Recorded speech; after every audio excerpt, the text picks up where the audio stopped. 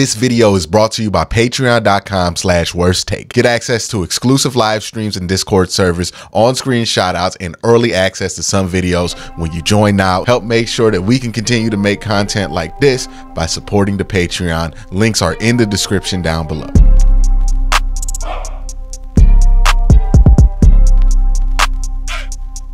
Every year, we act like the draft board is permanent, right? Whatever draft board you subscribe to, if it's your own draft board, if it's Matt Miller's draft board, if it's a draft board that you saw on Pro Football Focus or Pro Football Network, Draft Network, whatever draft board, big board that you like, that you look at, you go, yeah, this is it. This is my draft board. We always assume that that's going to be correct. Every year I see somebody do a mock draft and they have a player going to this spot in 60. And instead of talking about what that player could do if they fell to that spot in 60, they argue about if it's even possible for that player to fall. But there are two things that are true about the draft. One, your big bird is wrong. Right? Your big board is always going to be wrong. There's going to be somebody in the top 30 of your big board that's going to fall almost damn near out the top 100. Every year it happens. Every year you watch the draft and it's the fourth round and you look at the Mel Kiper's best available and number one on there is somebody that Mel Kiper had like a first or second round grade on, and it's the fourth round. It's day 3 and everybody, well, what's going on with this guy, right? I remember when it was Andrew Billings. It's somebody every year. Sometimes that guy ends up being good. Sometimes that guy stinks. But it's somebody every year. Somebody drops. Big time, big name prospects. They don't always go where you're anticipating them to go. Today, I've identified 5 big name prospects that I think have a chance to drop significantly from where they're being valued right now. And I'm going to tell you if I think the Browns should go after these big name prospects that could fall to them at their picks. First name is the one, no hesitation, no explanation necessary. Yes, I have on the board. Keon Coleman. Keon Coleman was at the start of this draft process projected to be a first round pick. As this process has moved on, it has not looked like that's going to be the case. It looks like he might actually fall into the second round. I think that would be silly. I think Keon Coleman is good at football. I think Keon Coleman is just not great at testing for football, which I could care less about. Why would I care if you could test for football if I feel like you can play it? Because I'm not asking you to test. Like when the Browns play the Steelers, we're not racing 40 times. When the Browns play the Steelers, we're not racing cone drills and shuttles. That's not what puts points on the board. Football is what puts points on the board. And yeah, Keon Coleman's not great at all that stuff, but if you look at the tape, you watch the football, Keon Coleman is pretty damn good at the football stuff, especially with wide receivers. Like I feel like we fall into this trap the hardest with wide receivers. We do this every year where we get low on an excellent football player that's a wide receiver because he doesn't have the elite speed, or maybe the 40 time or the shuttle time wasn't great, this, that, and the third, and we talk ourselves out of a good football player. And we always talk ourselves into guys who aren't as good football players, but boy, they can run fast. Right? Like we always do that. Not to say that every football player that doesn't have great production but runs fast in college is not going to be productive. But I do think that we undervalue the value of having somebody at wide receiver or drafting somebody at wide receiver that is a solid football player to begin with. Like I think that matters. I think getting open is its own skill and can't really be measured by a 3 cone. It can't really be measured by your 40 time. Like unless you're running something atrocious like a sub 4.8 or something. I'm not sub 4.8 plus or some shit like that. Then okay, that's important. But as long as whatever you test for does not affect your ability to get open on your tape, then I could care less. Jarvis Landry almost ran a 4.8, but he was fine for most of his career. So Keon Coleman would take him. Next guy that I am confident is going to fall, maybe even to day 3, is T'Vondre Sweat. He's had an awful pre-draft process, did not weigh in for the Senior Bowl. That's something that bugs scouts. Then at the scouting combine, still came in overweight. Don't know what he did at his pro day, to be honest with you. And then he recently got arrested for a DUI, alleged DUI.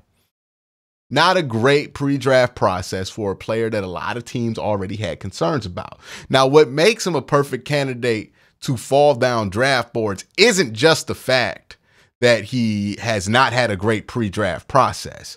It's also the fact that he plays the one position in the NFL draft that almost always is a candidate to have that big slide happen to.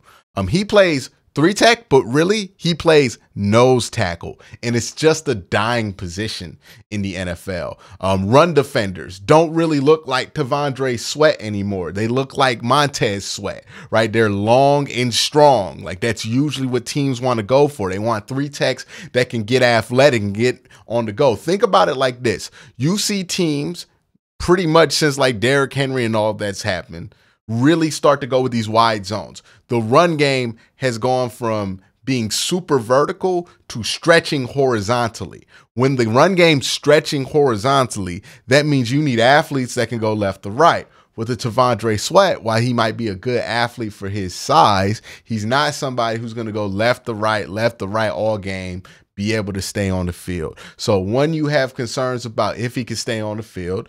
2, you have concerns about his effectiveness if he stays on the field, because even if he is somebody who can get pressure, what eventually happens with those kind of guys is that teams just decide to gash him left and right and get him off the field in 2 snaps. So there's a real concern about the effectiveness.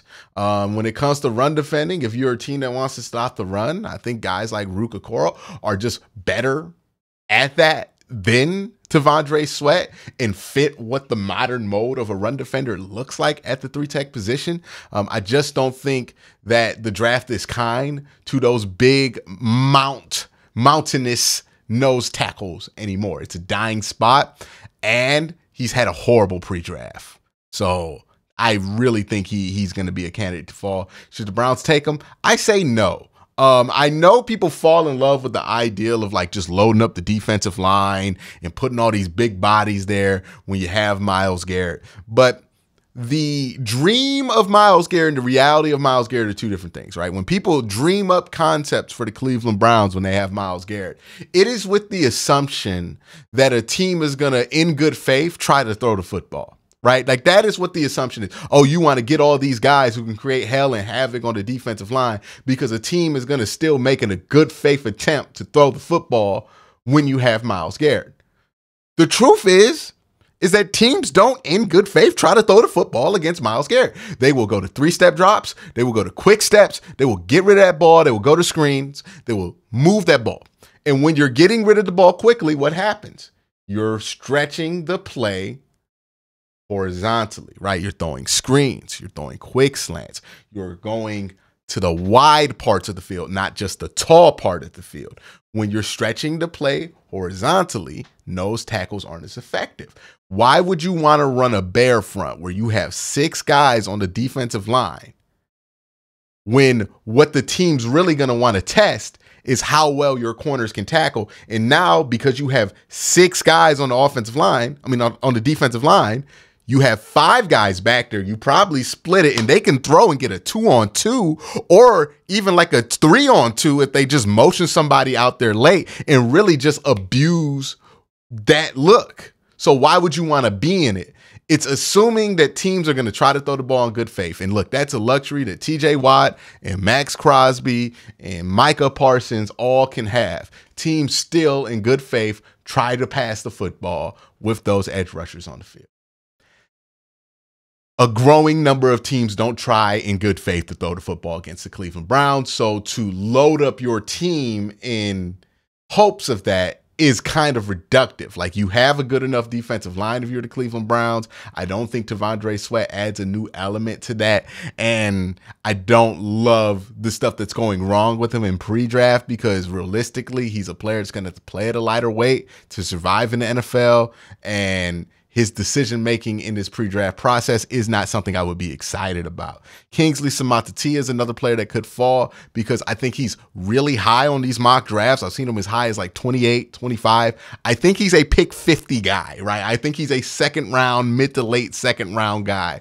And I think these mocks are a little high on him. So it wouldn't surprise me if he fell to the Browns at 54. I think the Browns would do it. I have my reservations. The more I think about it, I like Roger Rosengarten more than him. But I get why the Browns would do it because I think Kingsley does have some significant upside advantages. There's a lot more room for him to grow, and you don't have to worry about him transitioning from right to left. He's a left tackle at BYU, so I get why they would do that. Let's go to some popular quarterback names. Bo Nix is a college quarterback we've all gotten to get familiar with over the last decade. Should the Browns take him if he's there at 85 or maybe even in the 4th or 5th, 6th round? No. Hell no. I don't think Bo Nix is a good prospect. When I went to the Senior Bowl, and it's funny how we get collective amnesia because when all of us were at the Senior Bowl, media members, scouts included, everybody was at the Senior Bowl, we walked away from it talking about Spencer Rattler and Sam Hartman. A couple of months later, we're talking about Bo Nix going in the 1st round. I don't think Bo Nix is a 1st rounder. I don't think he's a 2nd rounder. I think that man is a day 3 pick. I think there's a lot of ways and pitfalls you can get hyped up about him, but don't fool yourself. That is a day 3 pick. I don't think the Browns should get him. Michael Penix is a little bit more interesting because he has some of those plus game changer type traits. Didn't really love what I saw from him at the Senior Bowl. You worry about the 2 knee injuries that he's had. He's already older than most guys. Like there's a lot of red flags on Michael Penix that would make me want to stay away from him. As far as fit, he does fit what the Browns want to do. He's a downfield thrower, so it would make sense from that standpoint if they're looking to move on from DTR, if they find a trade partner from DTR.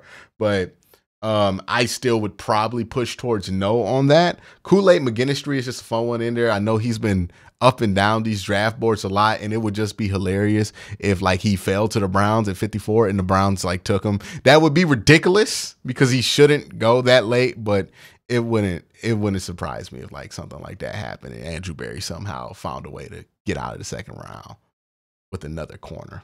Because I mean, he got to stay true to the meme at this point. But that's my list of big time prospects that may fall to the Browns and what the Browns should do if that happens. Let me know what you think in the comment section down below. Y'all have a great day. Have an even better night. Peace.